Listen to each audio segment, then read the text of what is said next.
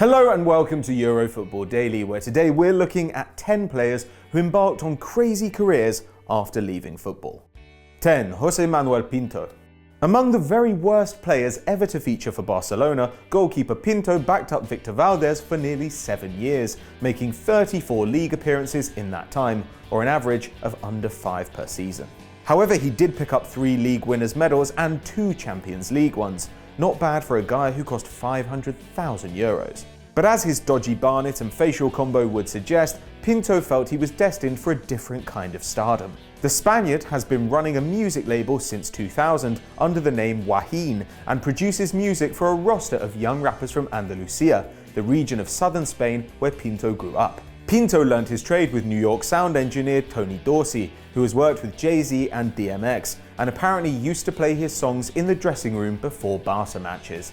Messi claimed they brought the team good luck, unlike having Pinto on the pitch. 9. Gabriel Batistuta. Nicknamed the Angel Gabriel by infatuated Fiorentina fans, Batistuta was the classic 90s centre-forward, a bull of a player who was also skillful and intelligent.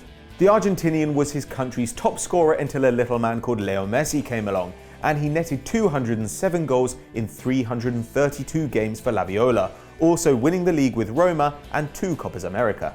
A sequence of knee injuries ended Batigol's career at 36, and he returned to South America where he set up a construction company. He also took up polo semi-professionally, a popular sport in Argentina where the horseback riding and gaucho culture is still prevalent. Sadly, it has not been an idyllic retirement for the legend. Batistuta has well and truly fallen out of love with the game, as his 17 years on the field took such a toll on his legs that he has since struggled to walk, and even asked a doctor to amputate his limbs to end the pain. A true tragedy. 8. Hakan Şükür.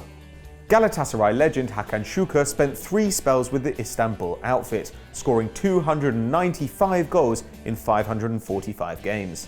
He once bagged 38 goals in 32 league matches, played for Inter Milan alongside Christian Vieri and Ronaldo, and won the Super League 8 times, becoming the top scorer in the history of the competition in the process.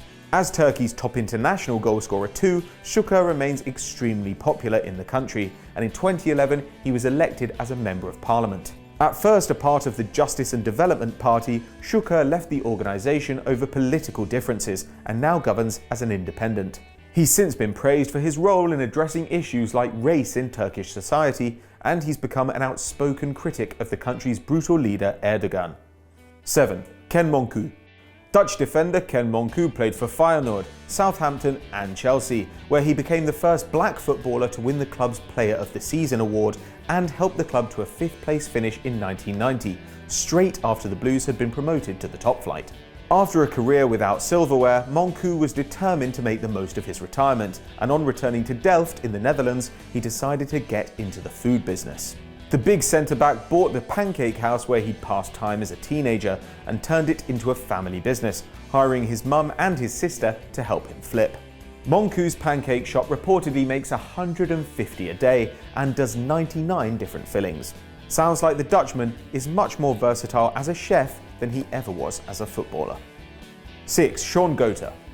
Before Man City were an oil-powered behemoth, the club's star man was Shaun Goater, a Bermudian international who'd come through Man United's academy before abandoning the Red Devils for their blue neighbours. The GOAT, as he was inevitably known, had football in his blood, with his mum a former player, and at City he hit around a goal every other game, helping the Sky Blues to back-to-back promotions. He also scored 32 in 36 for his country, and after retirement he went back to Bermuda, where he took over a company which builds roads. However, the forward couldn't stay away from the game, and he took his coaching licenses before returning to the UK in 2015, taking an assistant manager role at non-league outfit New Mills. He left after losing his first 9 games, but in 2017 was appointed to a new position at Northern Premier League Division 1 North club Ilkeston.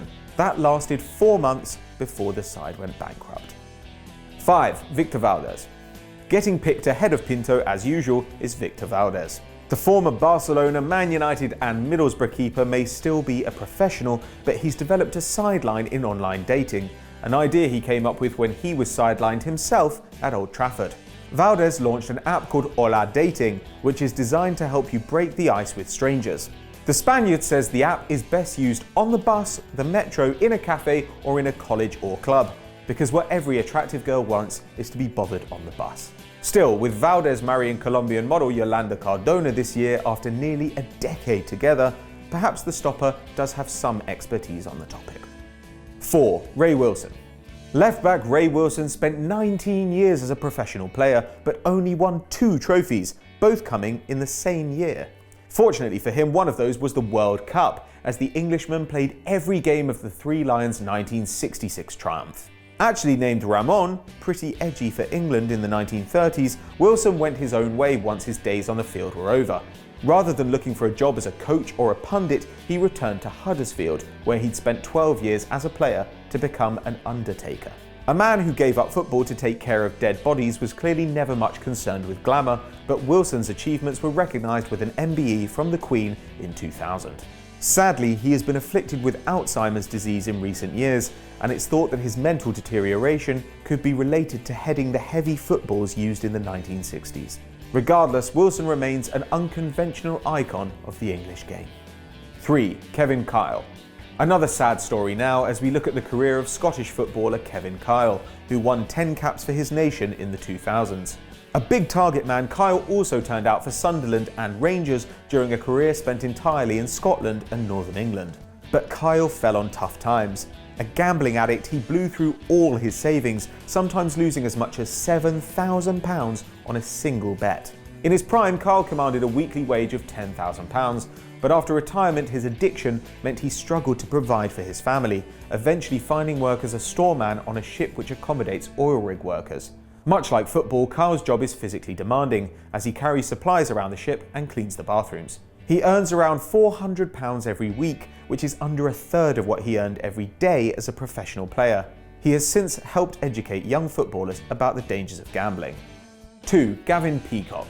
Gavin Peacock, despite his name, was not the most eye-catching player, a utility man whose footballing highlight was a 3-year period spent at Chelsea in the mid-90s. At the end of his career, he did the usual thing and became a pundit, but left that to study theology, moving to Canada in 2008, where he became a minister. Peacock's job change has not been without controversy. Although no longer in football, he seems to have retained some of the sexist views prevalent in the game, tweeting that women should be submissive to their husbands and allow themselves to be led by men. Criticism of his ideas, including from some of his former BBC colleagues, doesn't seem to have changed his mind though, as Peacock has now written a book doubling down on the whole men in charge of women idea. He now works as a pastor in Calgary. 1. George Weah. An undeniable leader on the pitch, George Weah is the greatest player ever to come out of Liberia. The striker won the Ballon d'Or in 1995 and also picked up league titles with Paris Saint-Germain and Milan. He won 60 caps for his country and later coached the team and funded them, but never got the chance to play at a World Cup, like George Best and Alfredo Di Stefano before him. Raised in a shanty town on the outskirts of Monrovia, the Liberian capital, Weah has always been devoted to the welfare of his nation, helping to set up football academies throughout the country. But that wasn't enough for a man who had once been the best player in the world. In 2005, he ran for the presidency, gaining over 40% of the vote. However, he couldn't defeat Ellen Johnson Sirleaf, nor did a turn as a vice presidential candidate in 2011 end in victory. But finally, in 2014, Weah ran for the Senate, and this time he was successful, taking an incredible 78% of the votes cast and lining up another presidential run. So those were our top 10 players who made insane career changes, but what did you think? Who would you have included? Let us know in the comments below. Now, if you enjoyed this video, don't forget to check out Football Mundial, Continental Club, and of course Stat Wars right here on Euro Football Daily. And as ever, like and subscribe.